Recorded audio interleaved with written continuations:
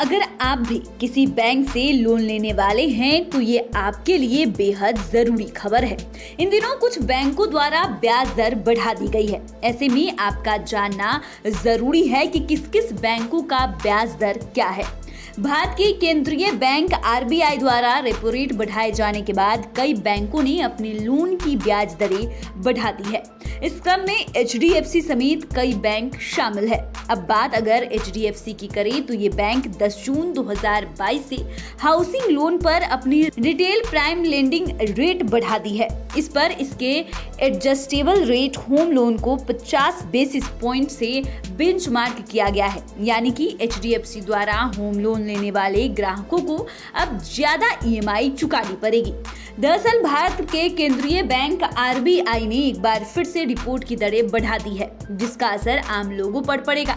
इसका सीधा असर ग्राहकों द्वारा लिए गए लोन पर पड़ेगा। आरबीआई द्वारा बढ़ाए गए रेपो रेट के बाद कई बैंकों ने होम लोन पर अपनी दरें बढ़ा दी है। मौजूदा बढ़ोतरी के बाद रेपो रेट में कुल 0.9% की बढ़ोतरी हुई है। केंद्रीय बैंक द्वारा दरों में बढ़ोतरी के कारण बैंक और हाउसिंग फाइनेंस कंपनियों ने भी अपनी लोन ब्याज दरों में वृद्धि करना शुरू कर दिया है। ये दूसरी बार है जब आरबीआई ने 36 दिनों में दरों में बढ़ोतरी की है।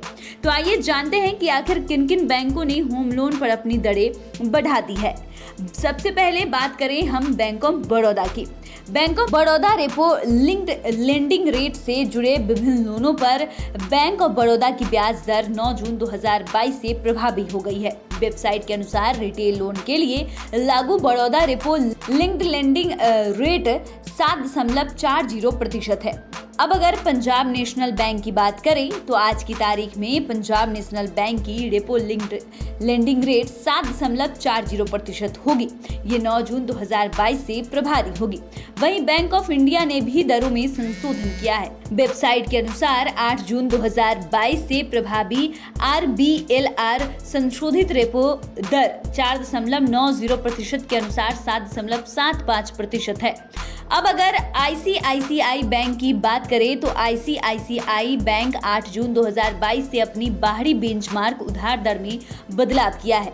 आईसीआईसीआई बैंक की वेबसाइट के अनुसार देश के दूसरे सबसे बड़े प्राइवेट बैंक आईसीआईसीआई बैंक के लेंडिंग रेट यानी उधार देने पर लगने वाली ब्याज दरों में बढ़ोतरी कर दी है। बैंक ने इसमें 50 आधार अंक की बढ़ोतरी करते हुए इसे 8.60% कर दिया है। इससे पहले ये 8.10% था।